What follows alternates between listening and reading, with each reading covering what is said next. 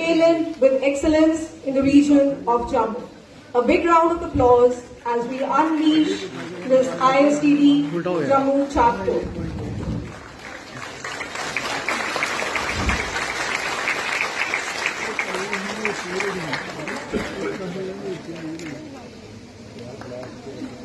Thank you everyone. Shatru Buddhi Vinashaya. Deep Jyotir Namastute. I bow to the light of the land, which brings auspiciousness, prosperity, good health, and destroys negative thoughts.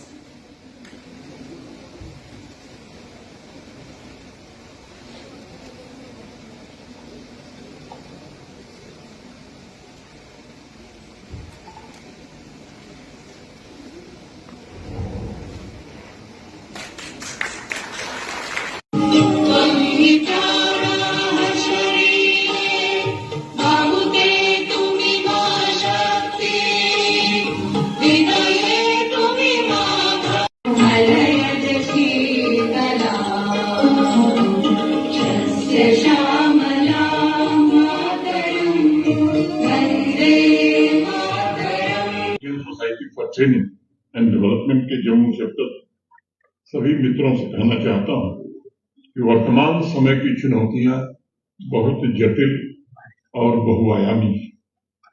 इन चुनौतियों का समाधान सामूहिक प्रयास से ही संभव हो सकता है।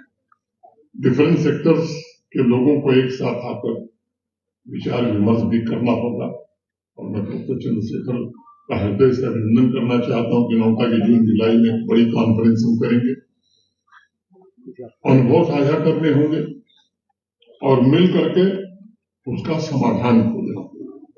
सहयोग और संवाद के माध्यम से ही जम्मू कश्मीर के लिए एक सशक्त और समावेशी विकास का मॉडल तैयार किया जा सकता है। मित्रों, भविष्य अनिश्चित हो सकता है, परंतु भविष्य अवसरों से भी भरा हुआ है। हमें ये सुनिश्चित करना ही होगा कि हम इन अवसरों का लाभ उठाने के लिए अपने को पूरी तरह तैयार कर सकें और इसके लिए आवश्यक है कि हम कोलैबोरेशन को सबसे ज्यादा प्राथमिकता दें, ऐसा वातावरण तैयार करें जहां नेटवर्किंग के द्वारा, बेस्ट प्रैक्टिसेस के द्वारा, नेशनल इंटरनेशनल एक्सपोजर के द्वारा, ज्वाइंट ट्रेनिंग प्रोग्राम के द्वारा एक सशक्त और प्रोफेशनल कम्युनिटी हम जम्मू कश्मीर में निर्मित कर सकें, जो जम्मू कश्मीर के तीव्र विकास में अपना योगदान दे सके।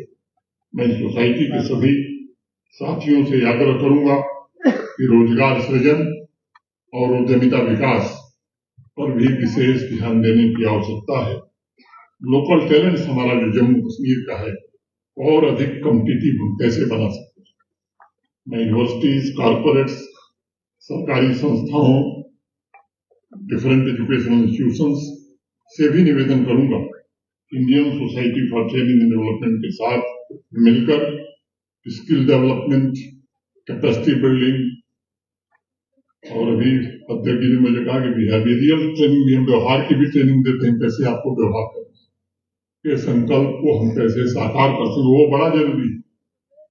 क्योंकि कभी कभी आदमी में बड़ा अहंकार आ जाता है, मैं बहुत बड़े पद पर, और वो बड़ा नुकसान करता है। हमें व्यक्तियों और संस्थाओं को उभरती हुई चुनौतियों का डटकर सामना करने के लिए और सशक्त बनाना होगा, ताकि भारत को विश्व का सबसे महान राष्ट्र बनाने का सपना हम पूरा कर सके। आइए हम मिलकर आज के शुभारंभ के साथ अलग अलग सेक्टर्स में ट्रेनिंग और डेवलपमेंट को एक जन आंदोलन के रूप में परिवर्तित करने का प्रयास करें और एक ऐसी आवाम, एक ऐसा युवा, एक ऐसी मशीनरी जम्मू कश्मीर में निर्माण कर सकें जो सशक्त भी हो और समृद्ध और प्रगतिशील जम्मू कश्मीर के निर्माण में अपना पूरा योगदान देने के लिए तैयार हो। मैं समझता हूं कि ये निश्चित रूप से एक ऐतिहासिक दिन है और मैं Indian society for training and development के सभी पदाधिकारियों और खासतौर से बाहर से जो अतिथि आए हैं उनका अपनी ओर से जम्मू कश्मीर में हृदय से स्वागत करता हूं, अभिनंदन करता हूं। 2.79 लाख लोग हैं, फैमिलीज ऐसी हैं जो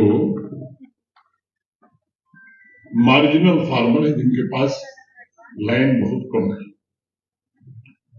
आज से 3 साल पहले जम्मू कश्मीर में एक हॉलिस्टिक एग्रीकल्चर डेवलपमेंट प्लान देश के जाने माने कृषि विशेषज्ञों के सहयोग से तैयार हुआ।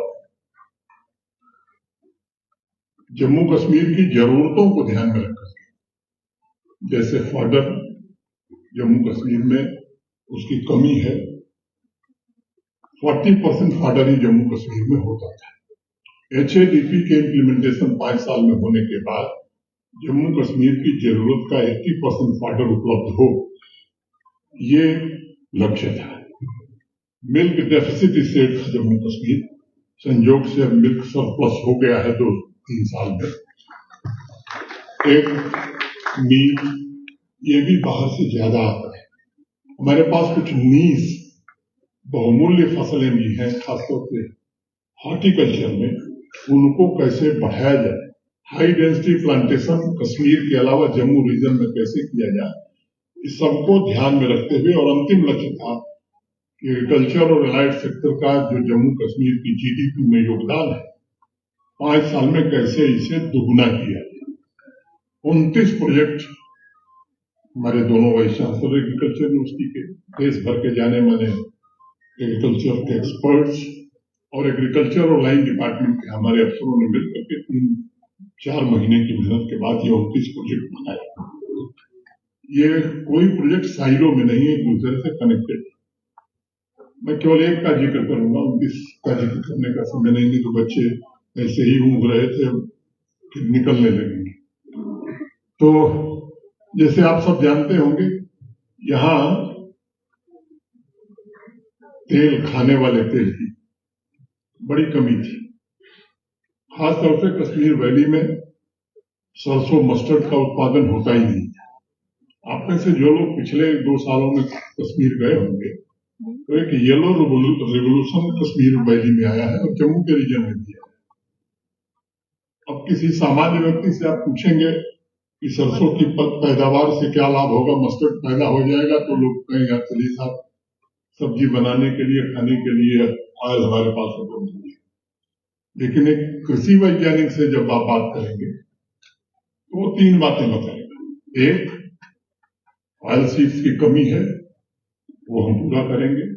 दूसरा, जो ऑयल केक, हिंदी में पता नहीं जम्मू में कहा, हमारे यहाँ खली कहा जाता है, जो पशु खाते हैं, मोटे तौर पर 34% ऑयल केक निकलता है, फॉडर की कमी को दूर करेगा। और बल्कि परिवर्तन का सबसे मजबूत सशक्त साधन ट्रेन यानी प्रशिक्षित, विकसित, जागरूक माइंड वाला ह्यूमन रिसोर्स है। और उस दिशा में मैं समझता हूं कि आज का कार्यक्रम बहुत ही महत्वपूर्ण है। यह जागरूक और ट्रेन माइंड पावर, चाहे वो सरकारी मशीनरी हो, इंडस्ट्री हो, एजुकेशनल इंस्टीट्यूशंस हो, समाज हो, इन सबको सही दिशा दे सकता है। ट्रेन माइंड पावर के प्रति हमारी संवेदनशील सोच ये सुनिश्चित कर सकेगी कि ट्रेनिंग और डेवलपमेंट ये कोई औपचारिक प्रक्रिया न रहे, बल्कि हमारी प्रगति का आधार भविष्य में बने, हमारे समावेशी विकास की ऊर्जा बने और भारत और जम्मू कश्मीर के भविष्य के निर्माण का सशक्त माध्यम भी बने। मित्रों, कुछ दशक पहले तक इंसान अपना कैरियर जब शुरू करता था, तब ये माना जाता था कि मिड कैरियर ट्रेनिंग या बीच बीच में 1-2 वीकली ट्रेनिंग से उसका काम बन जाएगा और शायद रिटायरमेंट तक कुछ सीखने की आवश्यकता उसे न पड़े। लेकिन आज तीव्र गति से हो रहे बदलाव के कारण बीते कुछ महीनों और वर्षों में नए स्किल्स, नए अप्रोच, नए दृष्टिकोण को सीखने की नितांत आवश्यकता पड़ रही है।